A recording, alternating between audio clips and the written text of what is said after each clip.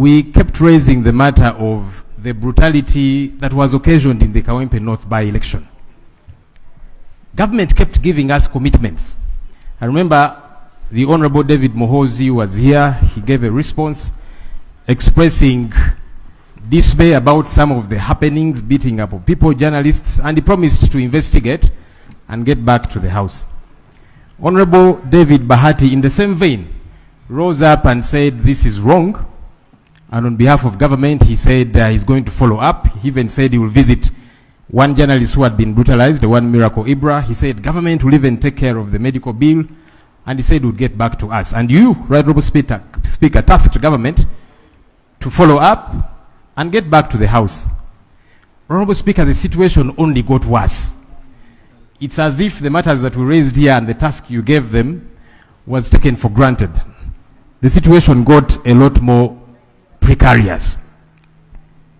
Honorable Speaker, after our candidate in that race, one Luimbazi Nalukola, was assaulted, our supporters were brutalized, several leaders were brutalized, including on election day. In fact, Honorable Speaker, some of your members here were badly brutalized, still nursing injuries.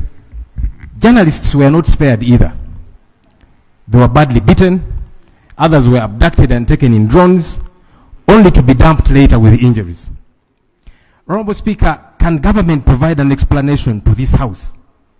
Who was responsible for this brutality?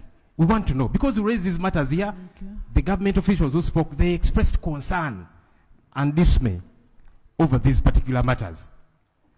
Can we know who commandeered this? Who commandeered the brutalizing of leaders, citizens, a candidate in a race, journalists, who are simply doing their job? Who is responsible for this? I saw, Right Honorable Speaker, the Prime Minister, Honorable Robin Anabanja, Honorable Minsa Kabanda, Honorable Balam, make some remarks out there and say, we as the opposition were responsible.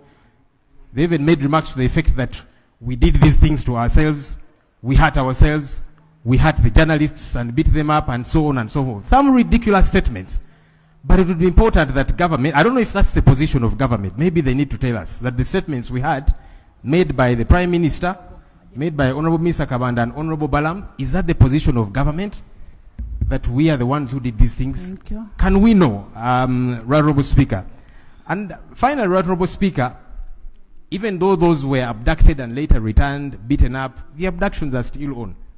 I'd like to report that one of our coordinators, as a political party, one Bright Muhumuza from Western Uganda, was also abducted last night.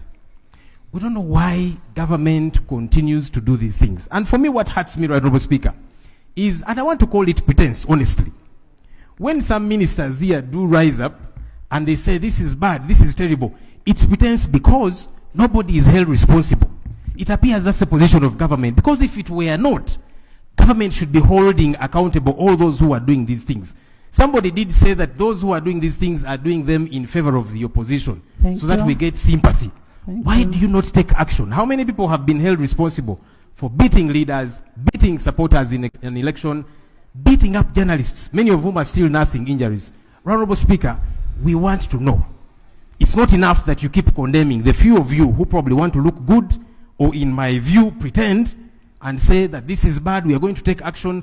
Where is the action? Madam Speaker, as the head of this institution, can you get us to know when the Honorable Narukola will be sworn in? The Honorable Mawanda was sworn in 24 hours, he was here.